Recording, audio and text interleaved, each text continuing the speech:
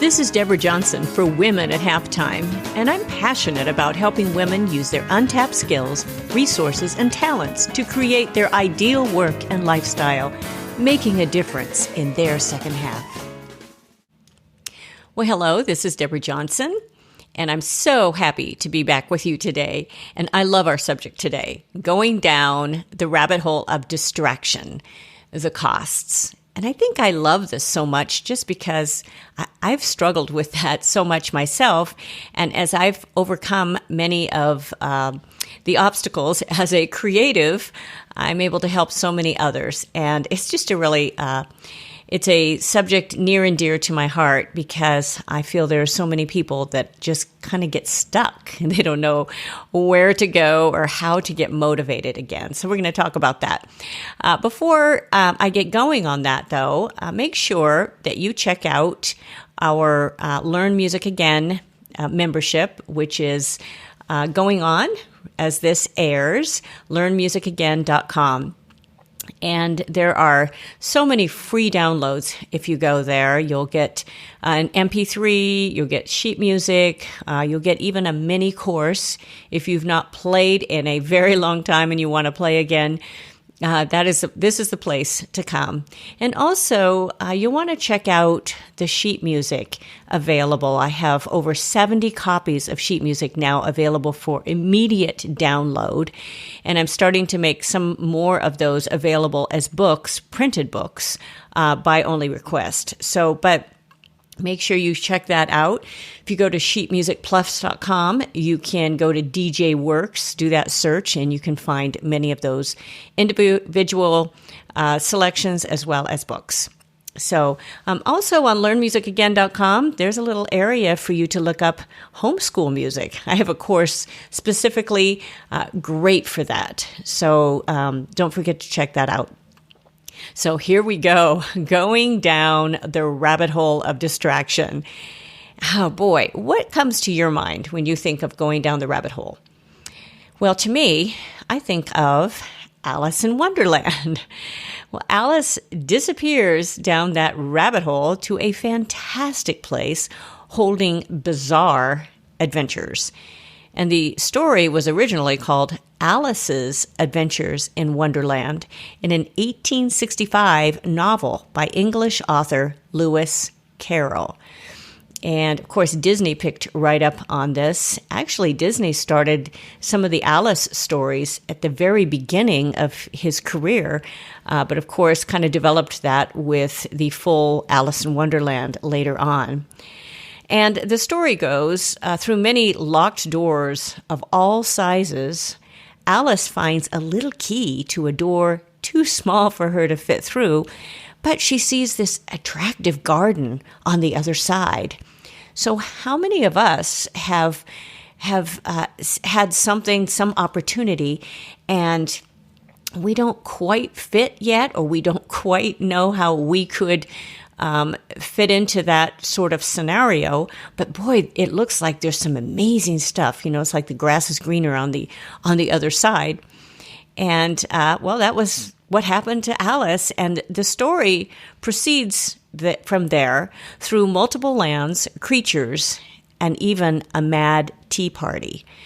And if you've ever been to a Disney park, you will be familiar with those teacups that go round and round. I remember growing up, my mom, I was just surprised. She never wanted to go on those teacups with us. I thought, oh, these are so much fun. And now, as I've raised our sons, you know, I'm not real fond of them either, because my stomach has turned more than once on that ride as they go, especially with the boys. They just always turned it as fast as they could, and all of them together and going round and round. It makes me dizzy now to think about. But that was all kind of fabricated all around this Alice in Wonderland. And we think of this amazing place. Of course, it was kind of scary in parts. That's always as part of, you know, the fabricated story. But as we talk about this rabbit hole, we think about a distraction. And as many people call it, oh, squirrel here, squirrel there, of what, especially for a creative, but not just a creative. This happens to everyone. And whenever there's a new promise of a new adventure on the other side of a locked door, we want to kind of go for it. Now, that could be a new tech tool or a new business idea or even maybe a side project. And there's really this danger of getting distracted from your main goal or your main purpose. And it's especially true for artists, especially, and the creative types. If you are a creative type, you've got even more probably than the statistics I'm going to share right now, because you have multiple ideas most every second and minute of the day. And some estimate that the mind thinks between 60,000 and 80,000 thoughts a day. That's a lot. It's an average of 2,500 to 3,300 thoughts per hour. And that breaks down to 41 to 55 thoughts per minute. And so per minute, it's almost like another thought every single second that just pops in your mind. And if you start analyzing that, it's kind of scary, thinking, oh, yeah, I am. You get so distracted being distracted. And it gives most everyone that is listening to this plenty of chances to go down the rabbit hole of distraction. That's a normal human sort of a thing that happens to all of us with our minds. We have very powerful minds. They're even more powerful than a computer. They're just very, very fast. They jump from one thing to another. And there's a lot of chances for us to be distracted and going down those rabbit holes. And so, and it's normal. I have no idea how they tabulated those numbers. It's kind of interesting. Anytime I read those specifics and it comes out in all these scientific journals and you go, okay, so, how did they measure that? How in the world, who would sit there and do that? But somehow they have. I'm sure I could read all about that. But staying on task takes discipline and defined steps to move forward with consistency. And I'm going to give you today 3 main areas to help you stay on task, even as you give your creative mind permission now and then to go down that rabbit hole. Because, you really don't want to stifle creativity at all. That's not the purpose of this. But one of the things that I do really well and that I help others do really well is to finish their projects. And because I have completed so many projects, and I know what it takes to push them out the door, to get them done all the way. It takes discipline, it takes perseverance, and it takes sometimes overcoming some huge obstacles. And if you let yourself go down too many rabbit holes, there's going to be project after project that you're just not going to be able to complete, and you're going to lose momentum. So my purpose today is to give you some ideas to help you gain some momentum and to keep going, especially as we think about a new year, a new quarter, and whatever. So these 3 steps, they're going to be, number 1 is set realistic goals. And number 2, I'm going to talk about the timer. I'm a real fan of that. And number 3, about planning breaks. And that's a very important step as well. So number 1 is set realistic goals. And if you've visited any of my websites, womenathalftime.com or any of the others, they all usually go back to my main one at this point, which is goalsforyourlife.com. And I did that because if we stay on the task on the main goals for our life, there's going to be so much that we can accomplish and so much just enjoyment that we have in our life. And so I don't just focus on, work goals or our professional goals, but also our personal goals and what you want your ideal lifestyle to look like. That's very important, especially at the halftime of life. Don't forget about that. You want to be able to live. So these realistic goals should be looked at as healthy, small stepping stones to help you move forward. And there's so much written about goals right now, so much. And you can create your long-term goals, but also divide them in little small chunks to be measurable and obtainable. And this is very important. And I have a system I call layering. You just keep layering. It's almost like an onion, layering on top of each other. And if you need to readjust, you readjust. And when people think of goals, especially if you're looking toward a new year, if I can talk, they think about setting resolutions. And we hate that word, don't we? Well, maybe you don't. But I just think resolutions, year after year, people make these resolutions and then they break them. And that's because it's based on research, because statistics confirm that nearly 80% of resolutions fail by mid-February. That's a big number. 80%. That's depressing. Why make a resolution if there's 80% chance that you're going to fail by mid-February? So I think it's very important to look realistically at your goals quarterly, even as an entrepreneur, and make those measurable. Don't make them so large that you can't accomplish them, and put in some fun things. That's very, very important. And as we think of going down that rabbit hole, we're just going many times. It's not aimed toward our main goal. So that's why I'm focusing on that in this session. So if you simplify your life and you focus on one or two main objectives with very small little baby steps, it'll help you move forward. And many people comment, because I do get a lot done. I am a high achiever. I get up very early, and I end up accomplishing a lot of things, but usually it's little by little steps, and things that during this particular quarter, especially this particular year, I'm playing catch up with things I have not gotten done. And it's taken pure discipline, getting many of my music charts done. Talk about discipline. It is very tedious work. And so you need to be able to set some sort of small little goals that'll help you stay on task, and just small objectives, so you have these little small wins. And I'd also encourage you to get in a group that will help you move forward. And that's a very important part of this as well, if you have people doing it right alongside you. And one of the biggest problems I see is the problem of inaction. People not moving. But they've shared with me too. They're tired. They don't feel that sort of motivation. You can't just go by what you feel. You just have to set those little goals. And once the feeling comes when you do accomplish things, believe me. And people get overwhelmed. They have a hard time even starting or restarting. So that's why I'm putting this out right now. This is coming out at the end of a year, toward the end of a year.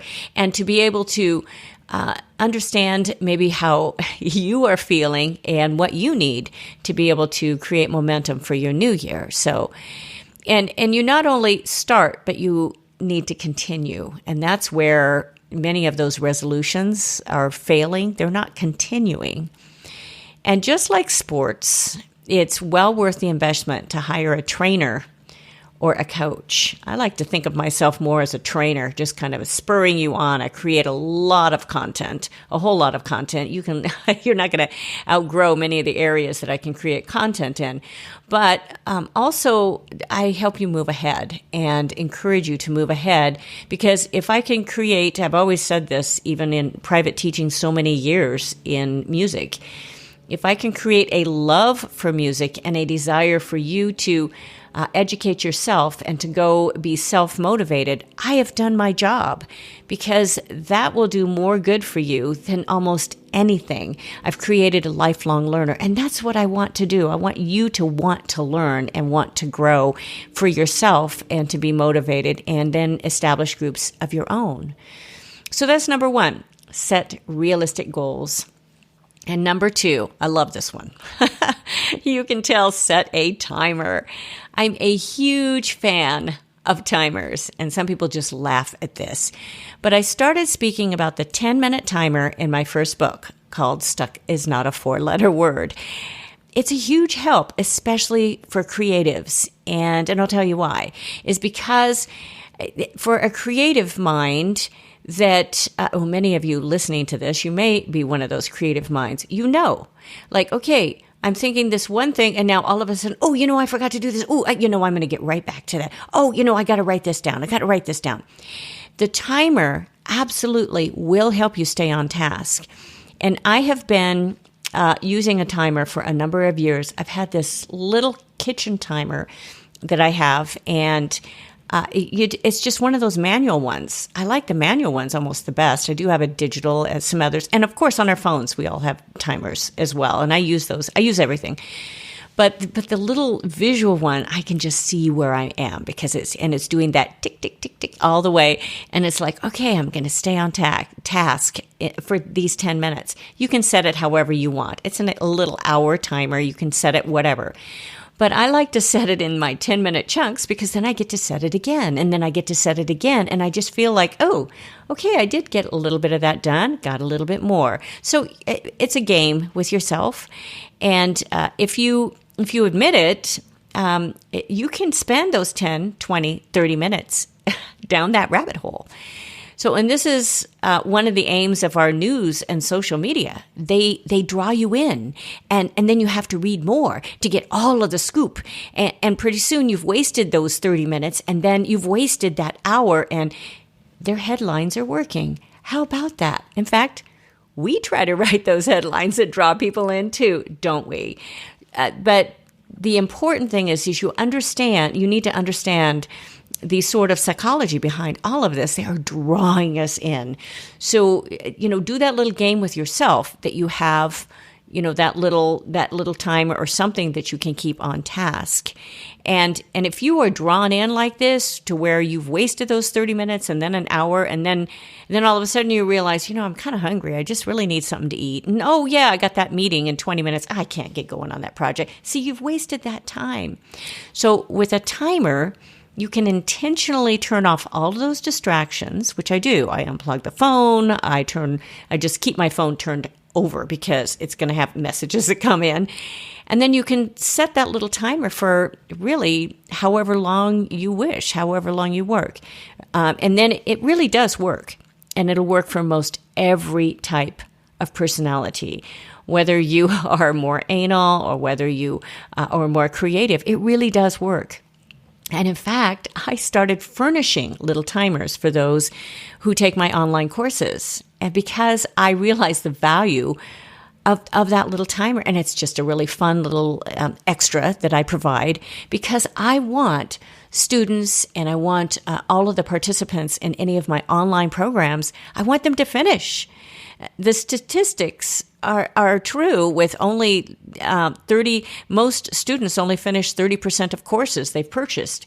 And I've been a part of that group as well. I've started courses that I've never finished. A lot of them I do if there's accountability toward the end. And that's really where when I provide bonuses, I will set up the bonus to happen if you finish the course and then you get that free coaching call or whatever, because I want you to finish. It's very important that you go through the entire program and that you get the big picture, and then I can help you even more. So, this is very prevalent in our society because there are so many distractions and so much to do. There's just so much to do. So anyway, this is that second little part here, realistic goals, and then setting a timer. Do, what will work best for you? And that's really important. Look at your personality, look at where you are in life and how it will definitely work the best for you. And then number 3, plan breaks. Now, many of us who are driven, we just keep working. But breaks are very, very important. In fact, getting away is very important. And mini vacations, I talk about those quite a bit too, just doing it and working remotely. I am all for doing that. In fact, I've planned a lot of my business that I can do that even more at this point in my life.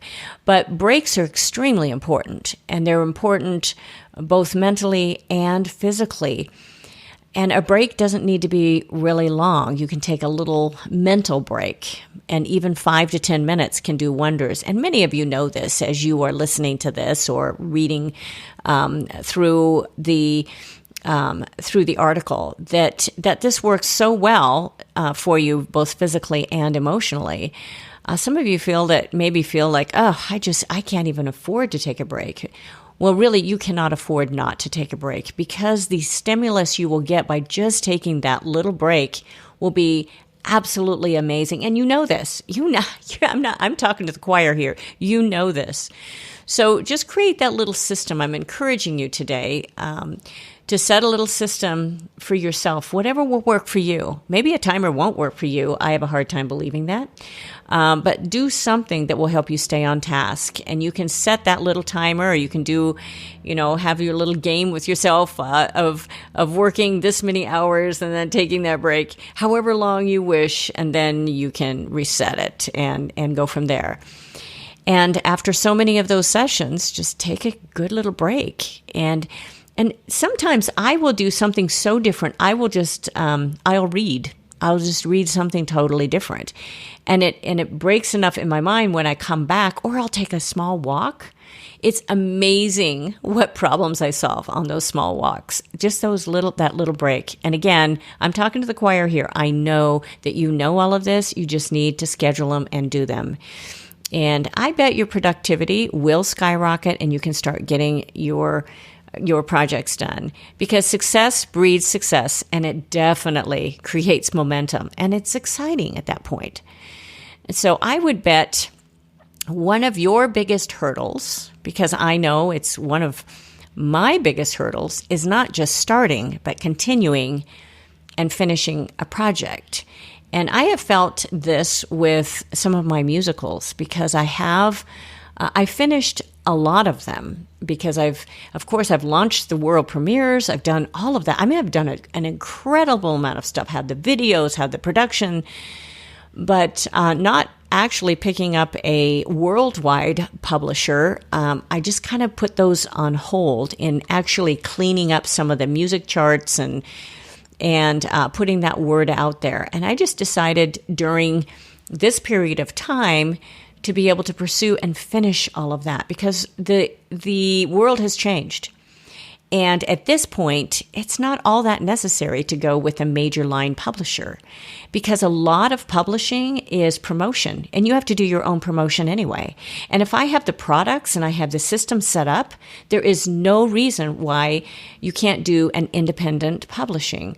And even though I have a song with a major publisher, it's or a couple of things, I think, but it's very feasible. I have a lot of things on my independent site and get downloads almost daily, so it's very feasible to do that right now. And so I realized, I had been putting that on hold, and this is the time to do it. And, it's continuing. It's finishing the project. I felt like I really need to finish this. And there are still more things to go, especially just finished at this point. My Stilts the Musical, my Tsarina, will be next. But with the piano vocal score, and some of the sheet music and arrangements. But having the script now available and people can license it, will be the next step. License it independently, which is, it's very feasible right now. There's ways to be able to do this, that your content is protected and copywritten, and you can do this and set up those contracts and agreements. It's very feasible. So it's just doing the homework and doing that. And for you, this could be in finishing your book. Maybe you've started a book, an article, a work project, or even a home project. I was so proud of one of my musician colleagues, and he ended up getting brain cancer. It was very, very sad. And he had started this book, and I knew he had, and I never knew that he actually finished it. And one of his colleagues, it wasn't that long ago, but she gave me a call, and she said, I want to send you a copy of this book that this colleague actually finished. And it meant so much to me because I had encouraged him for so many years to get this book done. And part of it was his poems and his poetry, his writing, and then he added music to all of that. I was so excited that he left something for the world and having that copy now. So it could be anything like that. It might be just your personal memoir, whatever you do. But whatever you have started, I want to encourage you to keep going on it. Don't quit. It could be a work project as well, or a home project. There was an area in our home that I wanted to finish after both my parents passed. I just wanted to finish and honor them in many ways because they had, I had this little area of grapes that came from the land where my mom grew up in the hills of Glendale, Concord grapes. So I have these little shoots of grapes and a little area where my dad had made this really rustic grape arbor. I mean, it is out of galvanized steel and just, welded together. He welded it together when he was 80 years old. And that's such a memory. I wanted to finish some of those little areas that I could just really celebrate. That was another area that I wanted to completely finish. And you really have to push them. You have to push them out the door. You have to finish them. And I'm just so happy that happened even during this time to be able to finish that. So whatever you have, keep on task because distractions are everywhere. And this year with the COVID shutdown, I mean, it's been a breeding ground for a distraction because if your workplace has changed, I'll guarantee you have faced distractions, right? You're probably shaking your head with your home offices and with your kids. And many have had to homeschool their kids at the same time. And families, they've had extended families. Oh, my goodness, this extended families as well. And grandparents, they've had to do the same thing. And many, you've got medical workers. Well, what do they do with their kids? And they need to still show up. Well, the extended family comes around, has to do that. So, and for some, when a complete environment changes, a complete work situation changes, it's very difficult to focus and to regain the concentration needed to complete your jobs and your projects completely. Because your systems and everything, your routine is thrown off. I'm a big one on routine. And so you have to create a new routine in order to, to adjust and to thrive. So, and it's why focus groups, masterminds, coaches, and trainers are so, so important. I have found people to surround me that I know they're at the same level or they speak the same language to help me with some of the projects that I'm doing to get some of that input and to create some little mini goals even in my life. So those groups, those people can help you stay on task, finish what you started because admit it here, distractions cost. They cost money. They cost your time. Time is one of your most valuable resources ever. And as you gracefully grow older, it's going to become more and more valuable because you realize you have less and less of it. So as you approach a new year, a new quarter, or a new season, don't hesitate to get the help you need to keep you from going down that endless rabbit hole. And so you won't be wasting your time and your energy and valuable resources. And always remember, I'm rooting for you. I really want you to be successful. I really want you to achieve your goals because they're going to be different than mine. Everyone is so, so unique. And so I hope this has encouraged you to do that with those 3 little steps. Number 1, set a realistic goal that you can measure. Number 2, set your timer. Get it some little timer. And then 3, don't hesitate to take those small little breaks. So I hope it's been so good to be with you. I hope you join me next week because you are going to want to be here. Greg is with me next week, and this is what we're going to talk about. Stupid and funny things we've done together through the years. You're going to love it. We have done some very stupid things, and it's just a session full of laughter, full of funny things. And this next year, on leap year, is when we were married, the 29th, and we will be married 41 years this next year. I hate to, that makes me sound so old. Of course, I was married so young. But there's been a lot of little stupid and funny things we have done together through the years, and we've survived. Believe it or not, we've survived. It's amazing. But you'll want to tune in next week. And I encourage you to listen, subscribe, tell your friends. Love to increase our audience base and to write me a review. It's just really fun for me to read those. And you can, of course, get this podcast on iTunes, Stitcher, many other places. And also get to the links on womenathalftime.com, goalsforyourlife.com. I also have djworksmusic.com, plenty of websites. So until next time, thank you so much for being with me today. Deborah Johnson here, and bye for now. Thank you for joining us on Women at Halftime. Visit goalsforyourlife.com or womenathalftime.com for many more resources, downloads, and programs, or to get in touch with me. I'd love it if you leave me a review and tell your friends. So until next time, this is Deborah Johnson, signing off.